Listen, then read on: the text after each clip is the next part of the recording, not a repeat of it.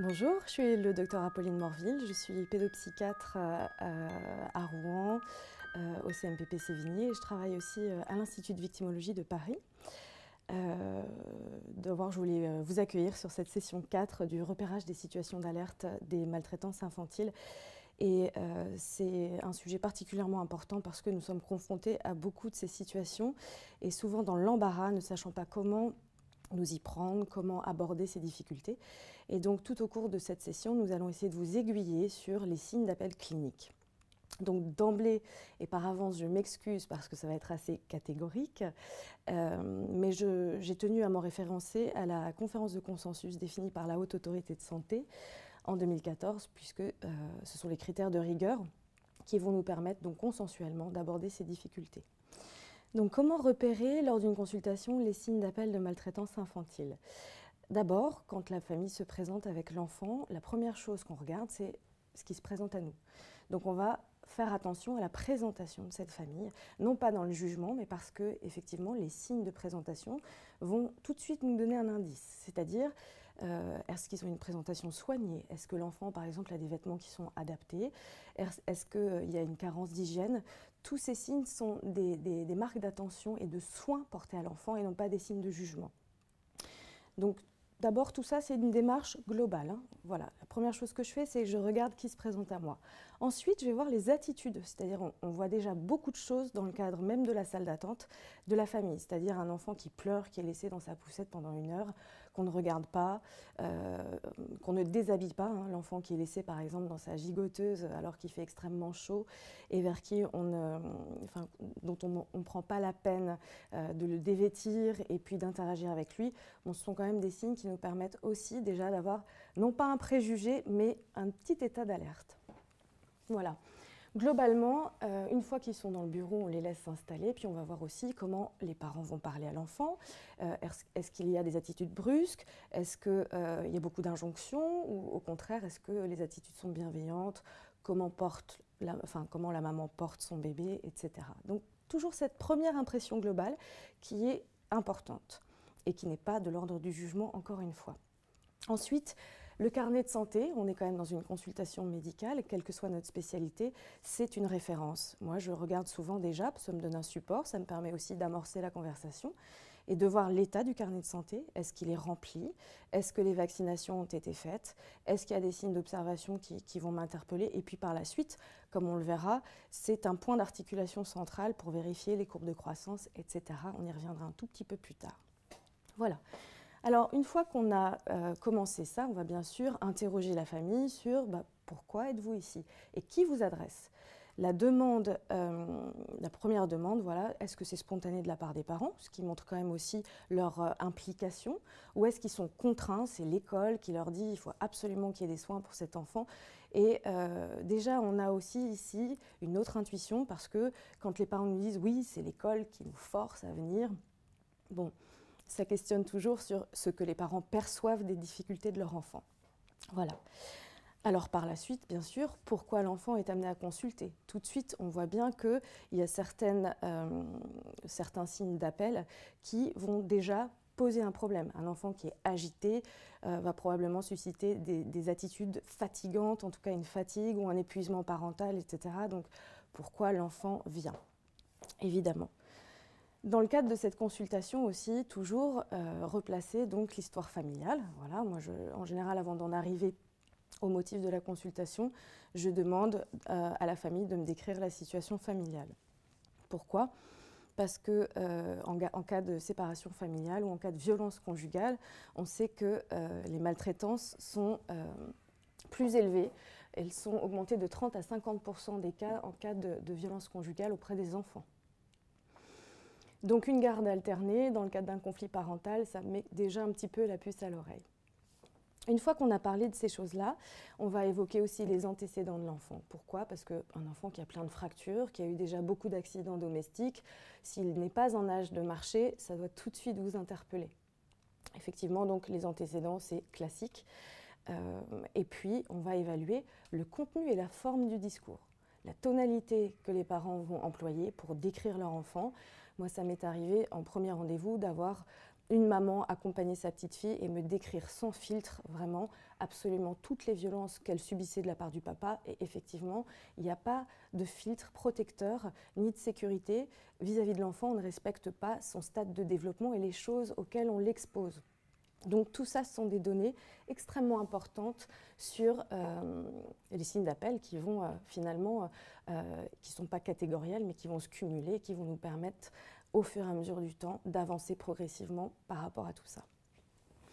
D'emblée, lors de l'interrogatoire, le National Institute of Health and Clinical Excellence a défini des critères qui, dès l'anamnèse, permettaient de faire évoquer une maltraitance infantile. Quels sont-ils ces critères? Eh bien, ce sont des éléments qui vont suggérer une surveillance inadaptée. L'absence d'explication ou une explication qui n'est pas appropriée pour une blessure, une explication qui n'est pas compatible avec l'âge de l'enfant. Par exemple, l'enfant de 3 mois, effectivement, qui s'est cassé le bras parce qu'il s'est mis le bras dans un tiroir. Bon, bah, effectivement, à 3 mois, il n'est pas possible que cet enfant ait pu se faire ça tout seul. Et puis aussi les explications qui changent dans le temps. Les différentes versions apportées d'une même histoire doivent aussi nous amener à nous interroger sur la validité du scénario et la compatibilité avec ce qu'on constate quand même. Ensuite, comment on va guider notre examen physique? Alors, dans le cadre d'une première consultation, on ne guide pas. On va déjà avoir tous ces éléments intuitifs, mais parfois, ça se fait bien sûr sur plusieurs consultations, on va avoir des éléments particuliers, notamment des signes de blessures, des signes de brûlures, parfois des hématomes, des fractures. Et là encore, la conférence de consensus de la Haute Autorité de Santé a défini des critères très précis de façon à nous guider pour avancer dans ce qui va nous faire évoquer une maltraitance infantile. Donc, je vais vous les évoquer de façon un petit peu en version catalogue. Je m'en excuse d'avance, mais c'est ce qui va nous permettre aussi de nous rassurer devant ces symptômes-là, parce que quand on voit un bleu, un hématome, bon, on peut se dire ah, peut-être qu'il a été tapé, peut-être que, mais bon, je ne sais pas, c'est peut-être accidentel. Donc, c'est très important de se référer à ça, parce que ça va nous permettre d'avancer en confiance, toujours avec ces éléments d'intuition qu'on aura pu avoir et que je vous ai expliqués précédemment.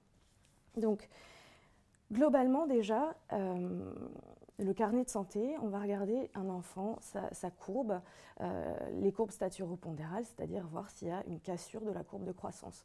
Un enfant qui n'a pas été nourri correctement ne va pas grandir correctement et ça va se traduire directement sur ces courbes de croissance-là.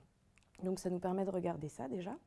Aussi au niveau du périmètre crânien, les bébés secoués, les enfants qui ont eu des traumatismes crâniens, on va repérer ces anomalies sur le carnet de santé. On va regarder également le retard de développement psychomoteur. Un bébé qui a 3 ans ne parle, enfin un bébé, excusez-moi, un enfant qui a 3 ans a un retard de langage ou même petit, qui n'est pas dans le langage, qui est mutique ou qui a effectivement, qui n'a pas acquis la marche, tous ces éléments vont nous faire voir si l'enfant a un développement adéquat, parce que en dehors d'une maladie identifiée, tout ça peuvent être des signes de carence. Donc, on fait un examen global. Voilà, déjà, on a été formé à ça, on sait le faire. Les signes physiques de carence en soins d'emblée qu'on va voir comme ça, sans chercher plus, c'est effectivement la présentation de l'enfant. S'il a une pâleur cutanée ou muqueuse, si effectivement on voit qu'il a des dermatoses ou des parasitoses cutanées qui ne sont pas soignées. Moi, je me souviens avoir vu une petite fille bourrée d'eczéma, qui avait des ongles très longs avec une mauvaise hygiène et qui se grattait, et donc il y avait eu une érysipèle derrière, elle n'était pas soignée par rapport à ça. Donc finalement, tous ces petits indices vont contribuer à la fin à nous conforter dans ce diagnostic de maltraitance infantile. Voilà. Et encore une fois aussi, les vêtements sales, un bébé, ça ne se salit pas tout seul. Donc quand le bébé il n'a pas été changé, qu'on voit qu'il a des cheveux sales, qu'il a des aliments ou des choses comme ça, encore une fois, nous ne sommes pas dans le jugement, mais c'est toujours, ça va contribuer encore à cette démarche en entonnoir de resserrer pour avoir une idée et pas passer à côté de quelque chose de grave. Alors dans l'aspect très spécifique, nous allons aborder les ecchymoses maintenant et les hématomes. Il y a une suspicion de maltraitance infantile si les ecchymoses, elles ont la trace de l'instrument utilisé pour infliger les coups. Par exemple, on retrouve des traces de main, des traces de liens. On peut retrouver également des coups de bâton. Donc on distingue bien la forme de l'objet utilisé. S'il y a aussi une présence d'échymoses ou de pétéchies qui ne sont pas causées par une maladie, notamment les troubles de la coagulation, et si on n'a pas d'explication compatible avec le motif donné à la lésion, notamment par exemple, encore une fois, des échymoses chez un enfant qui ne se déplace pas tout seul. L'enfant, s'il ne bouge pas tout seul, il ne peut pas aller se cogner, il ne peut pas tomber. C'est un défaut de surveillance. Ou, au-delà du défaut de surveillance, c'est que ça lui a été infligé. Des échymoses multiples ou en grappe, des échymoses de forme et de taille similaires quand on se cogne. Si on se cogne à plusieurs endroits, c'est rare qu'on ait partout exactement la même trace. Voilà. Des échymoses aussi ailleurs que sur un relief osseux ou la face antérieure du corps. Un enfant qui marche, il peut tomber en avant, il peut se cogner le coude, il peut se cogner les genoux. Ça fait partie des hématomes habituels de l'enfant qui est dans l'acquisition de la marche ou qui effectivement peut jouer, tomber, etc. Donc il y a des espaces qui doivent tout de suite, des localisations qui doivent nous interpeller, notamment au niveau du visage. Les bébés secoués, parfois, ils sont pris sur les paupières, comme ça, par les pouces et derrière la tête. Donc on appuie très fort et on secoue le bébé. Donc tout ce qui est localisé, notamment au niveau du visage, des oreilles, au niveau du cou, au niveau du tronc, doit nous interpeller. Également les fesses, ça c'est évident. On parle aussi de la face intérieure des cuisses, mais là, je me contente de vous citer les critères de la conférence de consensus. Des échymoses des chevilles ou des poignets également qui ressemblent à des traces de ligature, évidemment, ça doit nous faire interpeller, ça doit nous interpeller sur une éventuelle maltraitance infantile. Les enfants jouent rarement à s'attacher entre eux, effectivement.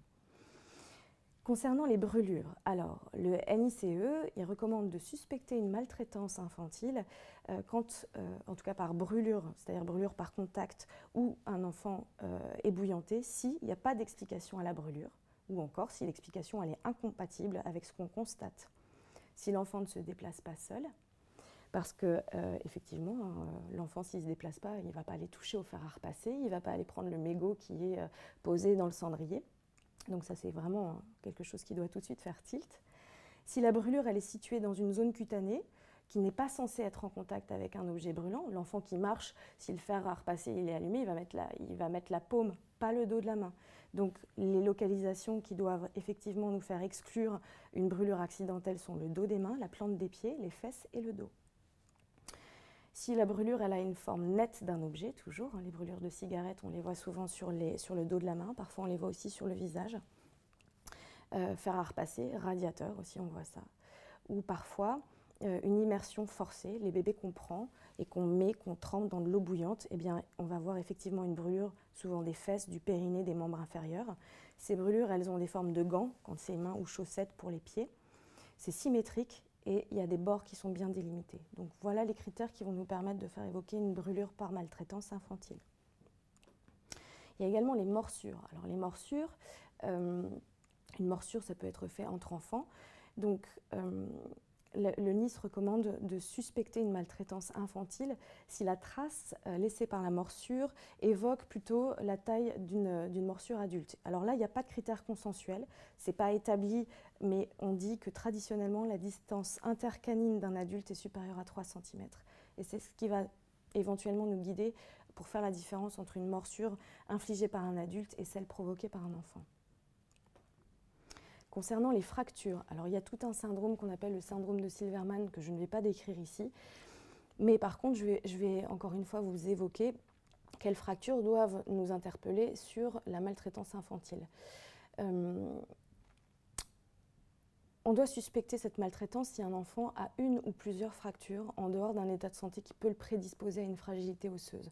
On a déjà vu des parents qui avaient été accusés de maltraitance alors que leur enfant avait une ostéogenèse imparfaite ou avait effectivement une ostéopénie. Donc ça, déjà, il faut absolument s'assurer qu'il n'y a pas de cause organique qui pourrait prédisposer à un état de fragilité osseuse et qui engendrait plusieurs fractures.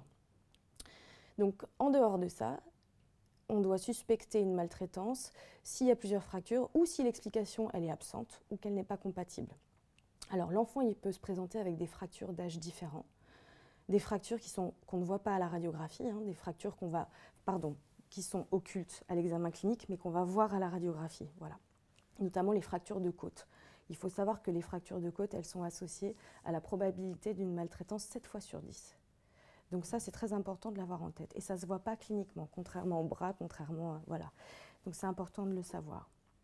Chez un enfant de moins de 18 mois, une maltraitance physique doit être suspectée en l'absence d'un traumatisme important manifeste. C'est-à-dire, si l'enfant n'est pas tombé, s'il n'a pas eu d'accident de voiture ou quoi que ce soit, ou un autre accident, et qu'il y a des fractures, on doit quand même se poser la question de l'intensité du traumatisme. S'il tombe, il ne va pas se fracturer comme ça à moins de 18 mois. Ça veut dire que probablement, quelqu'un l'a jeté, quelqu'un l'a fait tomber, l'a poussé dans les escaliers ou autre chose. Et les histoires, on les voit très bien, celles qui ne sont pas cohérentes. Alors l'enfant, il a une fracture au niveau de la clavicule droite, et puis il a une fracture humérale gauche, et puis alors on voit les histoires très tarabiscotées, oui, vous comprenez, il a essayé de tomber, je l'ai rattrapé, mais je l'ai rattrapé par le pied, puis entre-temps, il s'est... Tout de suite, quand même, vous voyez bien quand ça ne tient pas la route et que l'explication n'est pas plausible avec ce que vous constatez, vous, dans votre examen de rigueur. Voilà. Alors, après avoir abordé ces aspects quand même très organiques, il y a bien sûr tout le comportement qui va être modifié chez un enfant maltraité. On sait aujourd'hui qu'un enfant qui a été exposé à du stress de façon répétée, ça a des répercussions sur la forme de son cerveau. La neuroimagerie montre effectivement que, notamment au niveau de certaines zones très particulières du cerveau, il y a une diminution du volume.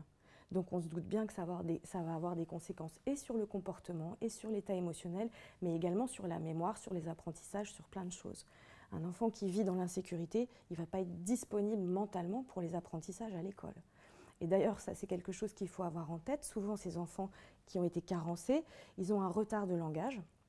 Et donc, c'est très important pour pouvoir s'adresser à lui, de respecter aussi son niveau de langage de façon à se rendre compréhensible. On y reviendra un petit peu plus tard. Donc, on doit suspecter une maltraitance infantile chez un enfant et un adolescent si, d'un coup, il y a un changement de son comportement, de ses habitudes, de son état émotionnel qui contraste complètement avec son état antérieur. Par exemple, un enfant qui, d'un coup, s'isole, se replie, manifeste des troubles du sommeil majeurs avec insomnie ou avec des cauchemars, etc., qui perd ses acquis, c'est-à-dire un petit qui avant était propre, qui d'un coup se met à faire pipi au lit ou caca dans sa culotte, etc., ça doit tout de suite vous interpeller. Alors, il y a souvent des espèces d'associations de dire oh, il est oncoprétique, il a été agressé sexuellement. Non, mais évidemment, quand un enfant a acquis un stade de développement et qu'il en est à ce stade-là et qu'après il régresse, voilà, tout ça cumulé à tous ces autres petits indices qu'on a pu évoquer auparavant, eh bien, voilà, ça précise, en tout cas, ça nous amène toujours vers d'avoir ça dans un coin de notre tête. Bon, donc, quand un enfant se met à avoir des réponses émotionnelles qui ne sont pas adaptées, c'est-à-dire qu'il se met à être intolérant à la frustration, on lui demande quelque chose, il fait des crises énormes, il a des pleurs inconsolables, il fait des colères disproportionnées, tout ça, ou un comportement effectivement qui ne correspond pas à son âge de développement, notamment par exemple un petit qui a un retard de développement, ça peut être parce qu'il est carencé et qu'on ne lui a pas appris et qu'on ne l'a pas stimulé. Donc, il faut évidemment avoir ça en tête et avoir éliminé toute cause de pathologie, toute cause organique ou neurodéveloppementale qui pourrait être aussi responsable de ces pathologies-là. Notamment tout ce qui est hyperactivité, tout ce qui est retard cognitif, enfin toutes les pathologies qui vont avoir une influence sur l'émotion, sur le comportement, tout ce qui est trouble envahissant du développement en psychiatrie, etc. Donc une fois qu'on a exclu à peu près ces diagnostics, donc on est bien d'accord que ça prend du temps, que c'est au fur et à mesure des consultations et pas forcément tout de suite où on va avoir ça sur un plateau, qu'on va pouvoir petit à petit aller vers ce diagnostic-là. Donc je vous ai mis un petit peu ici tous les critères comportementaux et émotionnels qu'on retrouve et qui, hélas, sont quand même communs à beaucoup d'autres pathologies, d'où parfois le délai de diagnostic. C'est donc les troubles du sommeil, les troubles de l'appétit. Un enfant qui est maltraité, souvent, il peut aussi ne pas être nourri. Donc déjà, il y a un retard de croissance, comme on l'a dit, staturopondéral, mais il peut aussi avoir une anorexie, une hyporexie ou au contraire des conduites boulimiques. On peut avoir un enfant qui manifeste des oppositions marquées, des comportements de refus. Souvent, l'enfant, il perd l'intérêt pour ce qu'il y a autour de lui. Un enfant qui avait plein d'activités, qui était assez joyeux, puis qui d'un coup s'isole, ça doit toujours mettre la puce à l'oreille. l'agitation anxieuse, les balancements répétitifs du corps, les difficultés attentionnelles aussi, on voit ça. Et là, parfois, ça peut être un facteur de confusion. Moi, je me souviens avoir eu un petit garçon présenté en consultation pour une hyperactivité. On se contente un petit peu quand ils sont vus parfois juste au centre de référence de mettre un diagnostic. Il faut savoir quand même que dans 50% des cas, l'hyperactivité, elle est associée à quelque chose, donc elle est probablement la conséquence de quelque chose. Et il ne faut pas passer à la trappe, notamment d'une maltraitance. Parce qu'un enfant battu, soit il peut être très calme, mais il peut aussi être très agité et traduire son insécurité par une hyperkinésie. On a des comportements d'agitation anxieuse, des attitudes de collage aussi. Ce sont des enfants qui peuvent rechercher le contact ou l'affection et qui peuvent aller comme ça vers l'inconnu sans filtre parce qu'ils ont besoin d'attention. J'ai parlé de l'oncoprésie et de l'énurésie secondaire, voilà, et donc tous ces critères-là, cumulés avec ce qu'on a pu voir avant, vont nous guider vers un diagnostic de maltraitance infantile. Alors, quels signes vont nous faire évoquer une négligence ? On a pu parler vraiment des critères de violence physique, etc. Alors, vers une négligence, la négligence, c'est un parent qui ne parvient pas forcément à assurer les éléments indispensables au développement de l'enfant. Alors l'alimentation, effectivement, est un critère. Donc ça, je l'ai dit, je l'ai redit, je le répète, le retard staturo-pondural ou la cassure nette de la courbe de croissance doit nous interpeller. Les vêtements pas appropriés et aussi des enfants qui ne sont pas dans un abri ou dans un domicile convenable, ce sont des signes qui peuvent inciter à la négligence. Un parent qui ne parvient pas à assurer l'accès à des soins médicaux appropriés. Moi, ça m'arrive très régulièrement de voir un absentéisme en consultation pour des enfants qui m'inquiètent terriblement et de voir que les parents, ils oublient les rendez-vous, ils reprennent rendez-vous, ils ne reviennent pas. Alors ça, moi, je marque systématiquement dans mon dossier médical non venu, non excusé. Parce que ça me donne aussi une vision de l'implication aux soins, de l'investissement que le parent fait des difficultés de son enfant. Voilà. Donc la négligence aussi, elle peut se traduire par une surveillance inadéquate pour protéger un enfant d'un dommage physique ou émotionnel, notamment dans les violences conjugales ou d'un autre danger. Moi, je me souviens d'un petit garçon comme ça qui habitait dans une cité et le papa ne les surveillait pas, ils étaient en bas et puis ils assistaient à de la violence, à du trafic, il y avait des armes, il y avait plein de choses comme ça, c'était extrêmement insécurisant pour lui. Bien sûr, c'est effectivement s'occuper de lui de façon adaptée, c'est-à-dire qu'un enfant, il n'a pas non seulement besoin de soins très disciplinés, bon, je l'habille, je le nourris, je le couche, et voilà, il y a tout ce qui est émotionnel, il y a toute l'attention, il y a toute l'affection qu'on va lui porter, tout l'intérêt qu'on lui manifeste, et puis l'accès à la connaissance, l'accès à plein de choses. Un enfant dont les parents ne l'amènent pas à l'école, c'est un signe de négligence grave, voilà. Et ça arrive. Moi, je me souviens d'une maman alcoolique, et encore une fois, on n'est pas dans le jugement.